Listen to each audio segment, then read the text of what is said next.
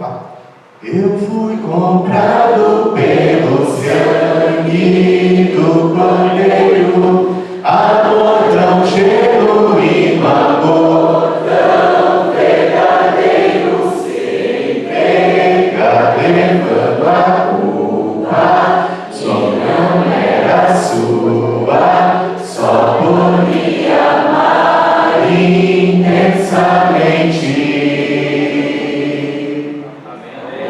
Que coral lindo, com certeza, chegou no trono de Deus.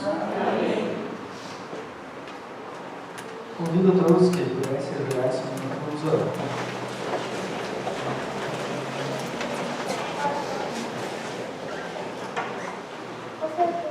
Pai, te agradecemos porque o Senhor nos deu neste dia, te agradecemos pela vida, pela saúde, por cada um estar aqui neste dia, Pai, na tua santa casa. Que o Senhor também possa nos iluminar neste dia, aprendermos mais sobre ti, mas não apenas aprender, e sim praticar o que aprendemos aqui a cada dia, Pai.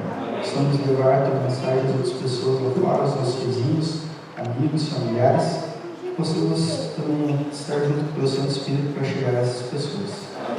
O Senhor também abençoe o pregador desta manhã, que possa falar de ti, e principalmente aqueles que vão se batizar hoje, que o Senhor possa tocar em seus corações, que possamos também ser guiados nessa caminhada. Vamos estar conosco, peço a Deus, no teu Filho, amado Jesus.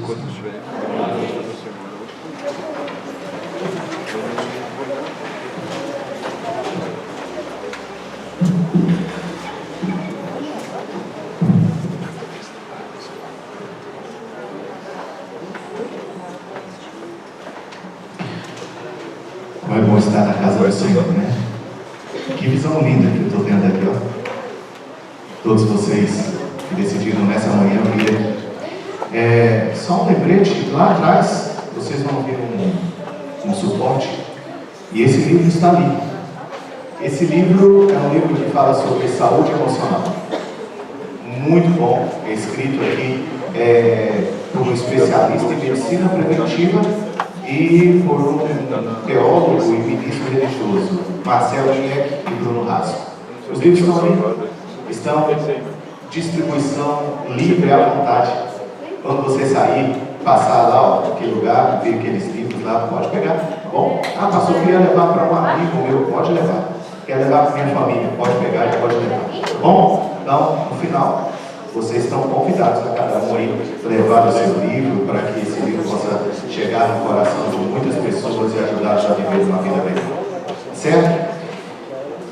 E minha cabeça está tão doida, irmãos. Eu fiz aqui a dedicação e esqueci de pegar o certificado.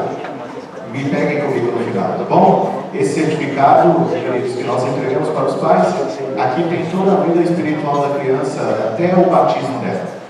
Aqui ela vai registrar ela lá na classe do rol do berço, e depois ela vai passando classe por classe. Aqui tem um registro para vocês fazerem. E eu vi um dia uma mãe, no dia do batismo da filha, levando essa cadernetinha toda completa. Que coisa linda, sabe? Cuidado, tá bom? Então, não esqueçam de pegar comigo, não esqueci de pegar para vocês. Irmãos, chegamos ao final da nossa semana. Alguns de vocês aqui me acompanharam desde domingo, né? Foi uma semana intensa, foi uma semana cheia de emoções. Eu confesso para vocês que foi uma semana muito emocionante para mim. Foi uma semana em que nós pudemos aprender muita coisa sobre o nosso Deus, sobre Jesus Cristo. Pudemos durante essa semana sentir o amor dele por nós e entender esse amor na nossa vida. A grande realidade, queridos, é que informação é bom. Toda informação é maravilhosa. Mas informação sem transformação não serve para nada. Informação sem mudança não serve para nada. Por isso, nessa manhã, eu gostaria muito de falar para vocês de um último personagem que eu quero falar e conversar e mostrar a história dele com Jesus para vocês. Como eu disse, o livro de João é, para mim, queridos, um dos livros mais bonitos na Bíblia, especialmente porque ele retrata o nosso Salvador de uma maneira muito interessante, muito especial. E eu gosto demais da maneira como João retrata Jesus. Por isso, a maioria das mensagens dessa semana tiveram como base o livro de João. E eu vou encerrar com o livro de João. Nós estamos conversando durante essa semana aqui, falamos sobre vários assuntos, falamos aí sobre a mulher samaritana, falamos sobre as histórias de vida de vários personagens, e hoje eu quero encerrar com um dos personagens mais, eu diria, icônicos, que porventura já tiveram um encontro com Jesus. Está aí no livro de João, abra sua Bíblia, livro de João, capítulo 3, a partir do verso 1. Como eu disse, durante a semana, às vezes nós abrimos a Bíblia e vemos histórias, e a gente, quando abre agora, né, fica pensando, o pastor vai falar disso de novo, né? Quantas pessoas já não abriram a Bíblia no livro de João, capítulo 3, a partir do verso 1, e trouxeram aqui uma mensagem, um sermão. Mas eu sempre digo, queridos, que a palavra do Senhor renova-se a cada dia, e nessa manhã ela se renova novamente na tua vida. É por isso que nessa manhã nós vamos conversar um pouquinho sobre esse personagem bíblico tão interessante e tão icônico. Algo interessante na Bíblia. Se você e eu pararmos para pensar, nós vamos entender que a Bíblia ela foi feita primariamente para os cristãos. Você não pode e não deve ler a Bíblia em primeiro lugar como se ela fosse um livro para pessoas não cristãs. Quando eu falo não cristãs, aquelas que não creem em Jesus, tá? Não exatamente da igreja adventista do sétimo dia, uma pessoa não cristã. Embora, queridos, a palavra cristão, ela diga respeito a pessoas que vivam realmente uma vida ao lado de Jesus. Não pessoas que carregam o título de cristão, mas na verdade não conhecem o Jesus a quem dizem que servem. Entende isso? Então a Bíblia, quando ela foi escrita de forma primária para os filhos de Deus.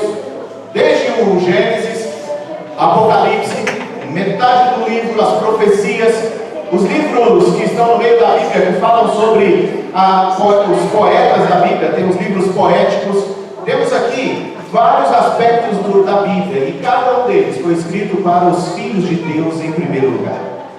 E agora, quando os filhos de Deus conhecem esse Deus da Bíblia, é sua responsabilidade agora espalhar essa mensagem de salvação para todas as pessoas. O problema, queridos, é que há muitas situações em nossa vida em que a informação chega, em que algo muito importante nós recebemos, mas nós guardamos para nós. E me perdoe, às vezes até de uma forma egoísta, não? Porque é algo muito bom, tão bom. Só que nós nos esquecemos que, no que diz respeito às coisas de Deus, aquilo que recebemos, quando mais compartilhamos, mais é a quantidade que nós recebemos. Quanto mais você recebe, se esvazia e se entrega, mais o Senhor te preenche. E é por isso que é tão importante nós entendermos isso aqui. Então, nessa manhã, a história de Nicodemos, ela é uma dessas histórias, irmãos, para mim, extraordinária. Por quê? Porque ela fala primeiramente a mim. Primeiramente a mim. Eu olho para Nicodemos e, se fosse hoje, Nicodemos faria parte da minha classe. Pastores. Se fosse hoje, Nicodemos, talvez, ele poderia até nem ser um pastor como eu aqui, cuidando de igrejas, mas provavelmente ele seria o professor dos pastores. Tamanho conhecimento que Nicodemos tinha. Algo interessante na história de Nicodemos. Nicodemos, queridos, ele carrega no seu coração e na sua mente, o título, na verdade, fariseu. Só que o problema de hoje é que a palavra fariseu para nós, ela tomou uma conotação extremamente negativa. Porque hoje, quando alguém diz, ô fariseu, em outras palavras, estamos chamando essa pessoa de hipócrita. Estamos dizendo que ela fala uma coisa e vive outra. Por isso a palavra fariseu, infelizmente, ela perdeu o seu valor. Mas não naquela época. Naquela época, fariseu, o título de fariseu, era um título extremamente buscado. As pessoas queriam ser reconhecidas como fariseus. E aqui está Nicodemos, doutor da lei, conhecedor de tudo, conhecia a Bíblia que eles tinham, que era os 5 primeiros livros da Bíblia, que são os nossos hoje, o Pentateuco, de capa a capa, conhecia todas as normas, todas as leis, cumpria essas normas e leis ao pé da letra, ensinava essas normas e leis ao pé da letra para todas as pessoas. Mas como eu tenho dito durante essa semana, Nicodemos ainda carregava um grande vazio dentro do seu coração, apesar de ser quem ele era. E sabe, como é interessante, nós seres humanos lutamos o tempo todo para não sermos aquilo que nós mais criticamos, para não sermos aquilo que a gente menos quer ver nas pessoas, para não ser aquilo que nós mais julgamos nas pessoas. Infelizmente, na maior parte do tempo,